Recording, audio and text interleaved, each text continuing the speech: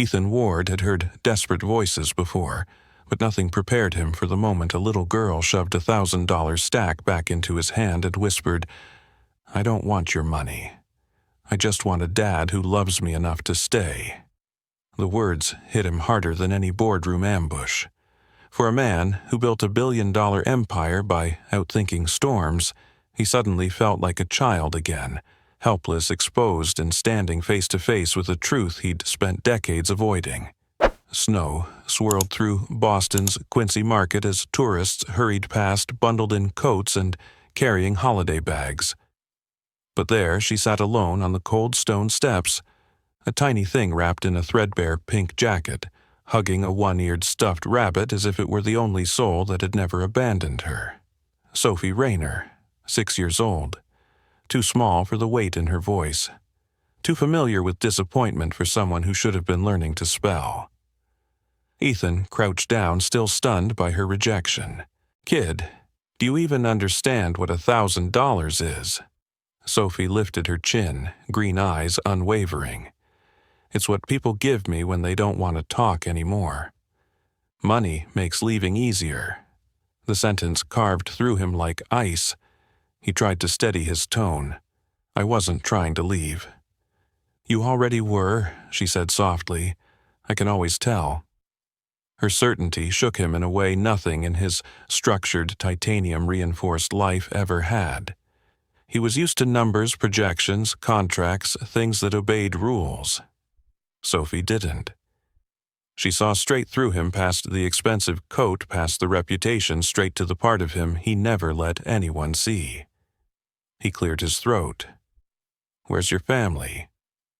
Sophie looked down at her rabbit, stroking the worn fabric where its eye used to be. "Mom's in New York. She's sick. Too sick to take care of me. She told me to be brave." She swallowed hard. Being brave is lonely. The honesty in her voice almost buckled him. Ethan had been a 9-year-old boy sitting on a curb, much like this one, when his own father drove away for the last time.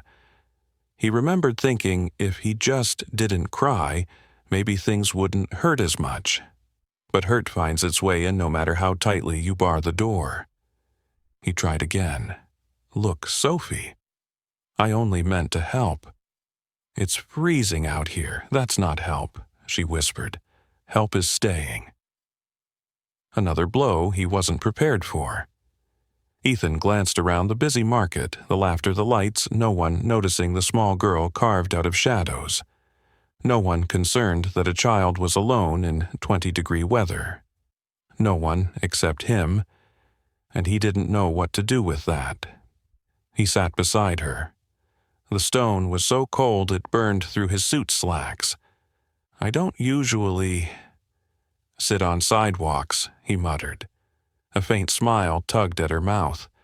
"Rich people don't." It shouldn't have stung, but it did. "Then why talk to me at all?" Sophie hugged her rabbit tighter, her voice trembling. "Because you stopped. Everyone else looked at me like I'm invisible. You didn't." He didn't have a response for that. Not one that made sense. His world was built on efficiency and boundaries, and here was a child who had shattered both in under 60 seconds.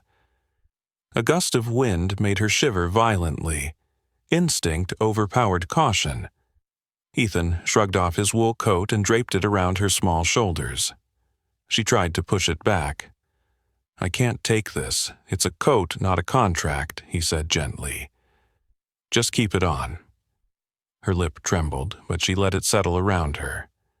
The sight of her so small inside something so warm pulled something deep within him, something he didn't know still existed. Then she looked at him again, with that quiet, devastating honesty. "Are you going to leave now?" The question struck him so sharply he physically flinched. For a moment he forgot the meetings waiting for him, the negotiations scheduled with high-ranking officials, the empire running on his decisions. All he saw was a child who had been let down too many times. He opened his mouth to answer, but nothing came out. He didn't know the truth himself. He didn't know why he had stopped, why he hadn't walked away, why this little girl's voice felt like it had cracked something welded shut inside him. Sophie's eyes glistened. "It's okay if you go, I'm used to it." And that those 6 words flattened the billionaire more thoroughly than any hostile takeover ever could. Ethan stood slowly, torn between the world he understood and the one he was being pulled toward without warning. "I need a moment to think," he murmured. But as he stepped back, Sophie whispered one last thing, so soft he almost missed it. "I wasn't asking for money, Mr. Ward. I was asking for a reason to hope." Ethan froze. A reason to hope. Her voice, fragile yet fierce, lodged itself deep in his chest. And he knew whether he liked it or not, he would not be walking away from this child. Not now, not tonight, not ever, without answers. And that was the moment everything in his carefully controlled life began to unravel. Ethan Ward woke before dawn, long before the city shook off its winter quiet. He lay in the dark of his penthouse, staring at the ceiling, unable to shake the image of Sophie Rayner sitting alone on the stone steps of Quincy Market. He'd tried to bury her voice the night before, drowning himself in late emails and stiff bourbon, but nothing had silenced that small, devastating whisper. "I wasn't asking for money. I was asking for a reason to hope." Hope. A word he rarely entertained and never trusted. He rose from bed with a heaviness that felt foreign to him. Normally, his mornings were governed by hard schedules, global calls, and meetings that stacked like dominoes. But today, none of it mattered. Today, his calendar might as well have been blank.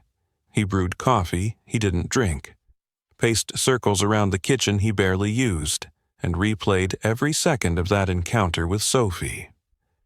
Each time he reached the moment she pushed his money away, he felt a twist in his chest that made him stop moving.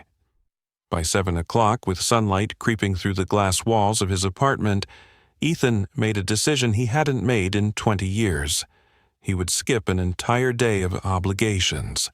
He pulled on a coat, grabbed his keys, and rode the private elevator down to the street, ignoring the surprised greeting from the concierge. His driver wasn't scheduled for another hour, so Ethan walked something he never did. The cold Boston air hit his face as he headed toward Quincy Market. His thoughts were a tangled mess, but one thing was clear: Sophie Rayner had cracked open a part of him he thought was long dead. The part that once believed people shouldn't have to brave life alone. When he reached the familiar steps near the old brick archway, his heart dropped. Sophie wasn't there. The spot where she'd sat curled up with her one-eared rabbit was empty, just a dusting of snow, and footprints half melted by passing tourists. Too many possibilities flashed through his mind, none of them good. Had someone taken her? Had she wandered somewhere even colder? Had she gotten hurt overnight? He moved quickly, scanning every corner, checking every bench and storefront awning. He asked a food vendor setting up his stall if he'd seen a little girl in a pink jacket. The man shook his head, barely looking at him. A street violinist packing his case shrugged apologetically. A barista in a nearby cafe frowned in sympathy. No one seemed to know who she was or where she'd gone because she had made herself invisible long before he met her. But Ethan wasn't willing to accept that.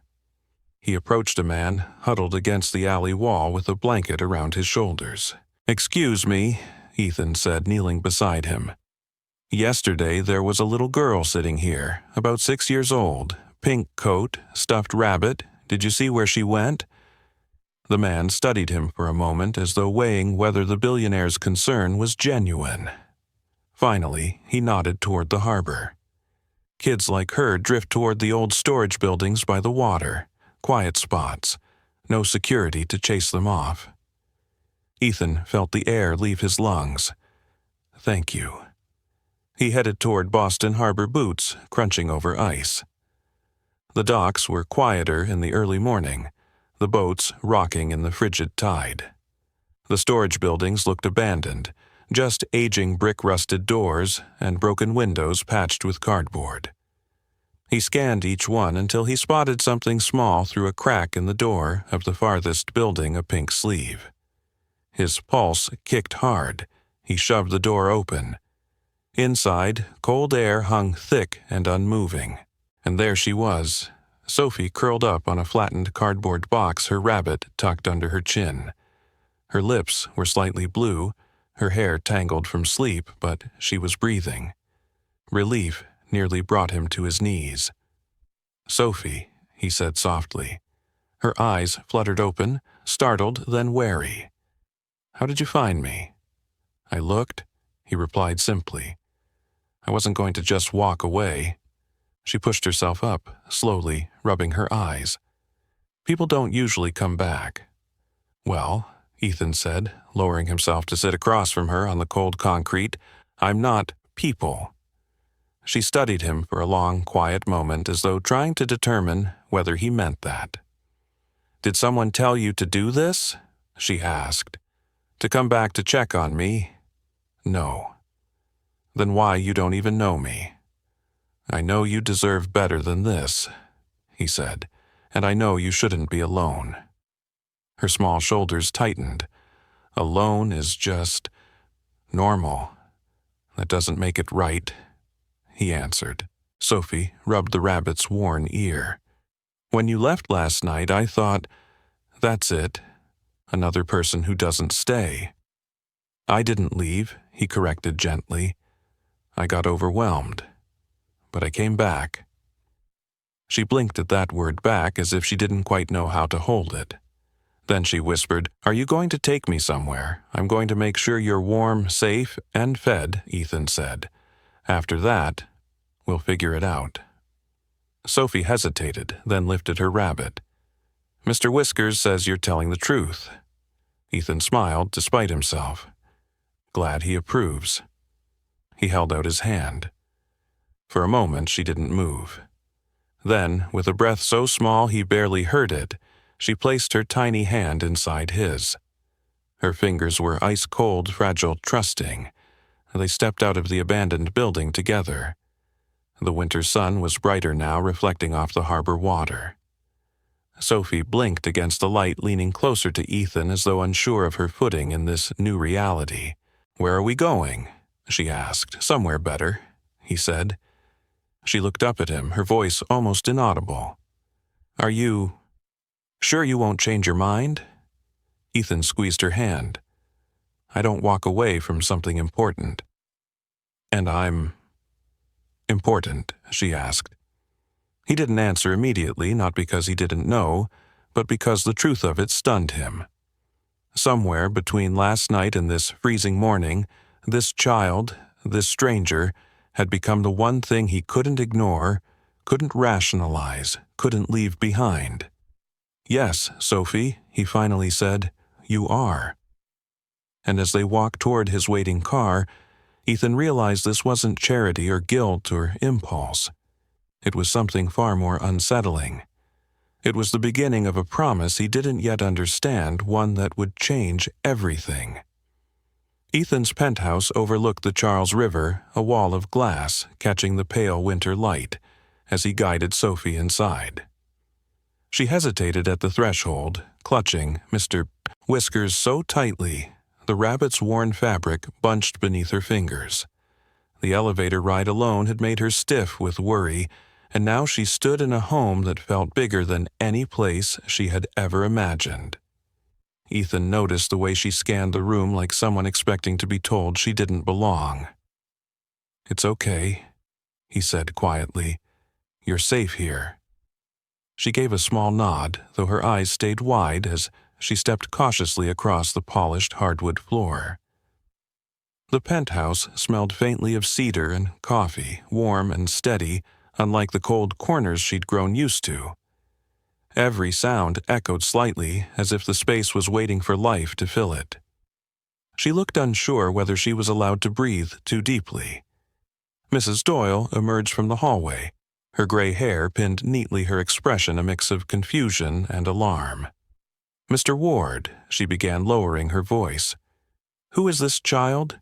Sophie, he said, keeping his tone firm. She's staying with us for now. For now, Mrs. Doyle's eyebrows lifted disapproval, radiating from every line of her face. Sir, this is highly irregular. You cannot simply bring a child home without making sure she's warm and fed. Ethan cut in. I can, and I have. The housekeeper pressed her lips together, recognizing that tone. Ethan didn't raise his voice, but he carried finality like other men carried weapons. After a long pause, she gave a crisp nod. Very well, I'll prepare something warm.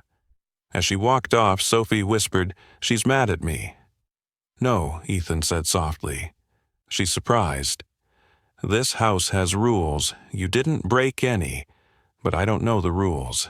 Then we'll make new ones. That earned him the faintest hint of a smile. He showed her the living room high ceilings, a fireplace he rarely used, shelves filled with books, and awards that suddenly felt embarrassingly hollow. Sophie didn't touch any of it. Instead, she stood close to him as though the space between them was dangerous. Her gaze drifted toward the enormous window overlooking the river. Is that real? She asked, pointing. Very real, he said. That's the Charles. It freezes sometimes. Looks like the world stands still. She stared, as if trying to memorize every ripple. I never lived high up before, she said. Feels like I'm not supposed to be here. He crouched to meet her eye level. Let me tell you something, Sophie. Being in a place doesn't mean you have to earn it first. You're here because you needed a safe place. That's enough.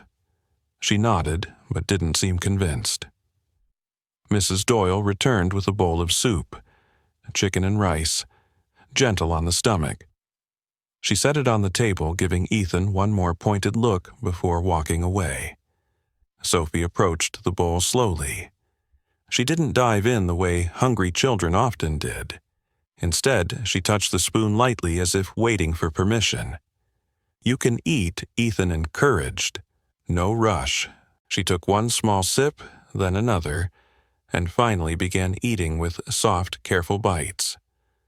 But it was the way she tried not to make noise that caught him. Every movement was tentative, as though she feared being scolded. He felt a heaviness in his chest he hadn't expected.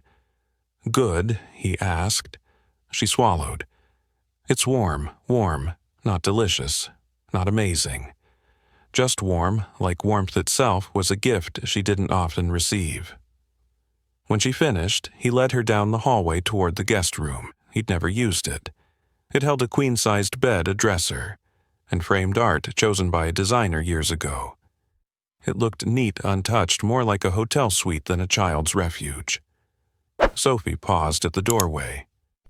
This is for me, for tonight, Ethan said, until we figure things out. She stepped inside as though entering a museum. Her fingers touched the edge of the bedspread, the softness startling her. It's so big, she whispered. You don't like it, I like it. It's just... She bit her lip. I've never had a bed this soft. What if I mess it up? You're supposed to mess it up, he said gently. That's what beds are for. She hugged Mr. Whiskers to her chest, staring at the pillows as if the idea of resting her head on something so inviting felt wrong. Can I take a bath? She asked quietly. I think the water here is warm.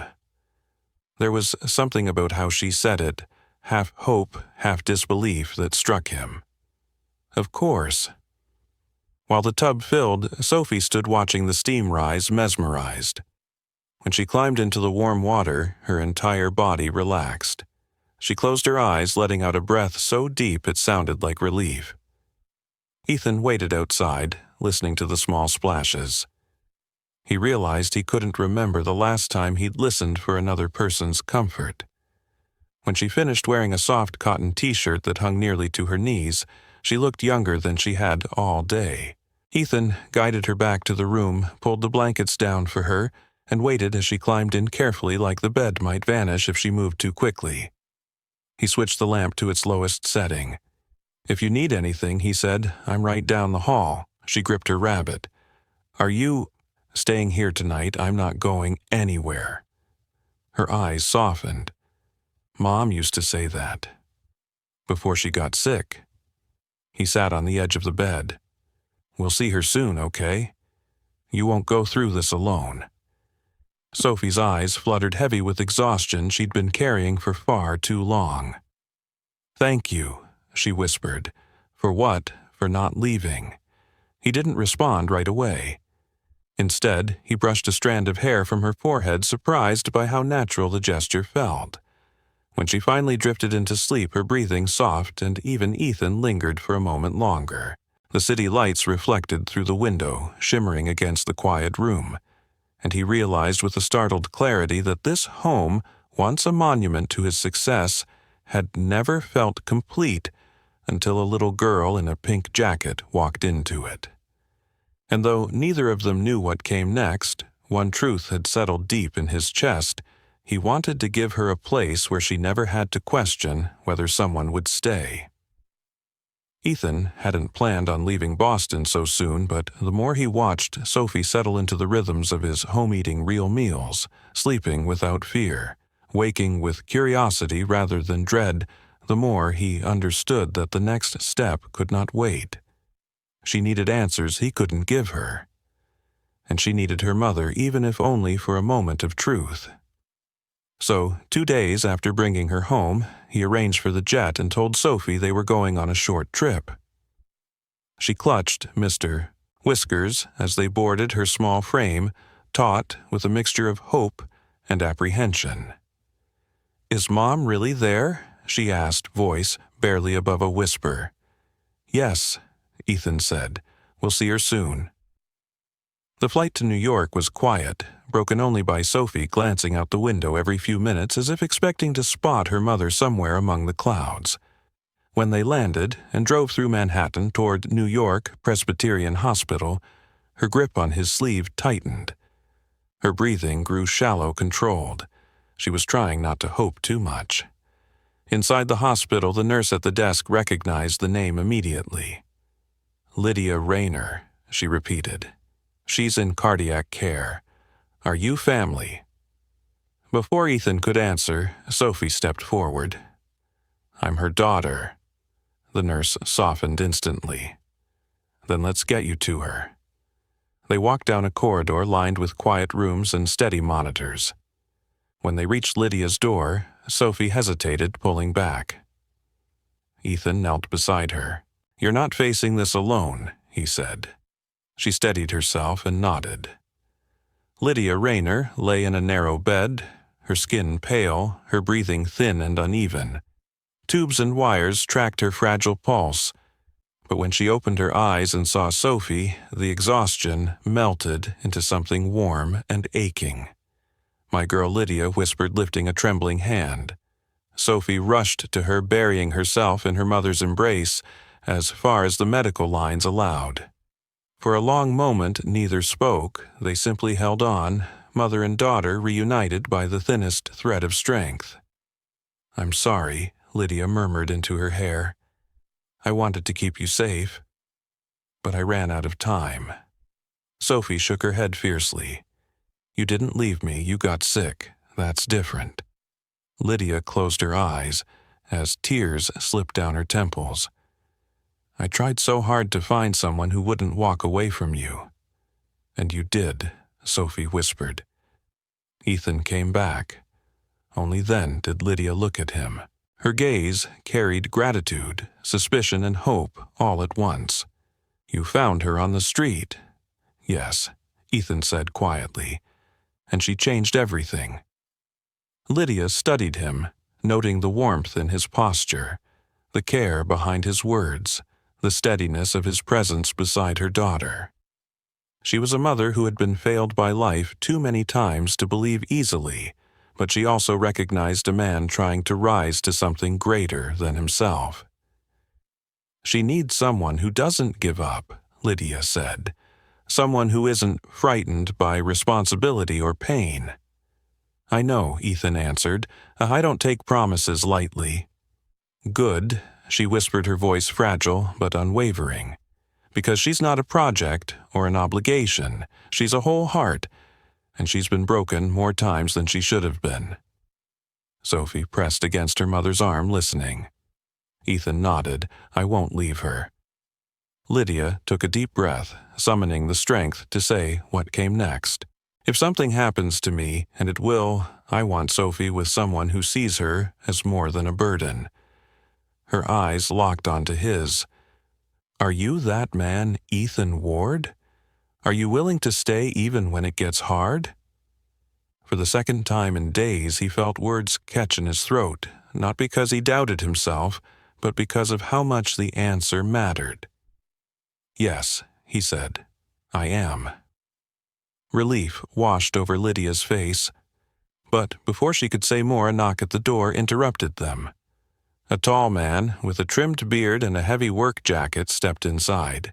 He looked at Sophie first, then at Ethan, and lastly at Lydia. "Well," he said, crossing his arms, "seems like I'm just in time." Sophie stiffened instantly. Ethan felt her retreat closer to him. Lydia's expression darkened. "Caleb, what are you doing here?" Caleb Rayner leaned against the foot of the bed, wearing an expression that hovered between smug and opportunistic. "Got a call from a caseworker. Seems the state's been asking questions about Sophie. Figured I'd come make things easier for everyone." How Lydia demanded. "By taking her." He said it casually, as though announcing he'd picked up a package. "Family steps in when a parent can't. And I'm her uncle." Sophie shook her head hard. "No, you barely even know me." Caleb shrugged. "Doesn't matter. Blood's blood." Ethan stood, sensing the subtle predatory energy in the man. "Why now?" he asked. Caleb smirked. "Kids come with benefit state assistance stipends. And having a connection to you, Mr. Ward, wouldn't hurt either." Lydia tried to push herself upright, fury flickering through her frail body. "You will not use her as income. I won't allow it. You may not get a say." Caleb pulled a folded document from his coat. "I filed for temporary custody this morning. They'll review it within days. And from what they'll see, you're dying. She's homeless." And he gestured at Ethan. "He's a billionaire with no parenting experience. Doesn't look stable." Sophie's voice cracked. "Mom, no. He doesn't care about me. He never did." Caleb's response was a dismissive snort. Lydia turned to Ethan, gripping his wrist with surprising strength. "You fight this," she whispered. "You don't let him take her." "I won't," Ethan promised. Caleb headed toward the door. "We'll see what the court thinks." The moment he left, Sophie began trembling so violently that Ethan wrapped his arms around her to steady her. She hid her face against him, her voice breaking. "He can't take me. Please don't let him. You're not going anywhere," Ethan said, holding her close. "Not while I'm breathing." Lydia watched them, her eyes full of sorrow and fragile hope. "She chose you," she said softly. "Now you have to choose her back." Ethan met her gaze. "I already have." And in that stark hospital room amid the machines, measuring a failing heartbeat, and a child clinging to the one adult who had shown up, Ethan understood that this was no longer about rescue or responsibility. It was about belonging. About fighting for a child who had never truly been fought for.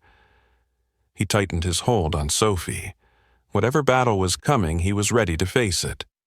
The courtroom was colder than Ethan expected, not in temperature, but in the way people watched him, curious, skeptical, waiting to decide whether a billionaire had any business fighting for a little girl who didn't share his blood.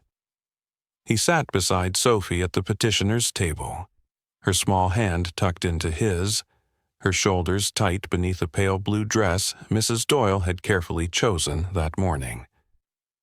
Across the aisle, Caleb Rayner leaned back in his chair, arms crossed, wearing the smug expression of a man convinced he'd already won. The judge arrived with a stack of files and a steady, unreadable face, "This hearing concerns the custody of minor child, Sophie Rayner," she said. "We will hear testimony from all sides before rendering a decision." Caleb rose first, playing his role with an ease that made Ethan's jaw tighten. "Your Honor," he began. "I'm Sophie's uncle. Family. I'm the only one with a legal tie to her. My sister's illness has left Sophie without a stable home, and it's my responsibility to step in. I've already filed paperwork, as you'll see." The judge scanned the documents. "You are requesting full custody." "That's right," Caleb said. "She belongs with family." Ethan could almost hear Sophie's heart drop at the word belongs. The judge turned to him. "Mr. Ward, you are not a relative. Why do you believe custody should be awarded to you?" Sophie's grip on his hand tightened so hard he nearly winced. Ethan stood buttoning his suit jacket, his voice steady, but edged with something deeper than confidence conviction. "Your Honor, I met Sophie under circumstances no child should experience. Alone, cold, afraid. Since then, I've made sure she's safe, cared for, fed, and seen by doctors. I'm prepared to provide her with stability, education, and emotional support. But this isn't about resources, it's about showing up. Sophie is not an obligation to me. She is someone whose trust I have earned and whose safety I will protect." Caleb scoffed. "You're a CEO. You run a global company. You think you can manage that and raise a child. She'll be raised by nannies while you attend meetings." The judge observed them both quietly. Then she said, "We will hear from the child." Sophie froze. Ethan bent down to her. "You can tell the truth," he whispered. "No matter what happens, I'm right here." She stepped forward, slowly, her small form dwarfed by the courtroom's solemn walls. Standing before the judge, she clutched Mr. Whiskers to her chest. "Miss Rayner," the judge said gently, "do you understand why you're here?" Sophie nodded. "People want to decide where I'm supposed to live. And where do you want to live?" She looked first at Caleb. Something in her expression hardened. "Not with him," she said. "He didn't come for me until someone told him I was worth money." Caleb shot to his feet. "That's not." The judge raised a hand. "You'll have your turn." Sophie turned back to the judge. Ethan came back. "He didn't have to. He didn't even know me. He didn't ask for anything." Her voice trembled, but she pushed through. "He stayed. That's all I ever wanted. Someone who stays." Ethan felt something shift in the room, an emotional clarity settling over the tension like falling dust. The judge nodded. "Thank you, Sophie. You may sit." Before Sophie could return to Ethan's side, the courtroom doors opened. A nurse entered, followed by a wheelchair pushed by a hospital aide. Lydia Rayner, pale but determined, sat upright, oxygen tube clipped gently beneath her nose. The entire room seemed to hush at once. "Your Honor," the nurse said, "Ms. Rayner insisted on being here. She has something to say." The judge allowed it. Lydia looked at the court with the strength that belied her failing heart. "I don't have much time," she began, her breath shallow. "But what time I have left needs to be used to protect my daughter." Her gaze moved to Caleb first. "You never visited me. Not once. Not when I got sick. Not when Sophie needed help. You want custody because you want something from her, not because you care for her." Caleb's face reddened, but he stayed silent. Then Lydia turned to Ethan. Her voice softened. "He's the one who showed up. Not because he had to, not because it benefited him, but because he has a heart that recognizes when someone is worth fighting for." She reached for Sophie's hand. "My daughter finally found someone who didn't walk away." The judge sat back, absorbing the weight of her words. Moments passed before she spoke again. "Mr. Ward, do you commit to the continued care, education, and emotional well-being of Sophie Rayner?" "Yes," Ethan answered. "For as long as I live." The final decision came with a firmness that felt like the unsealing of a new life. Custody is awarded to Ethan Ward, effective immediately. Sophie gasped, then turned to Ethan, tears streaming down her cheeks. He lifted her into his arms, holding her as tightly as he dared, feeling her relief, her trust, her indescribable gratitude. Caleb stormed out of the courtroom, but no one paid him any mind.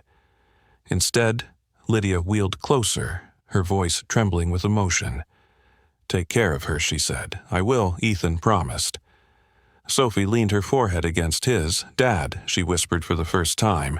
Ethan closed his eyes, overwhelmed by the word he never thought he'd hear from a child he never expected to meet, whose presence had rewritten every truth he believed about himself. The courtroom faded around them. For the first time, his life felt unmistakably whole. The journey that began on a cold Boston sidewalk had unfolded into something far greater than Ethan Ward or anyone else could have imagined.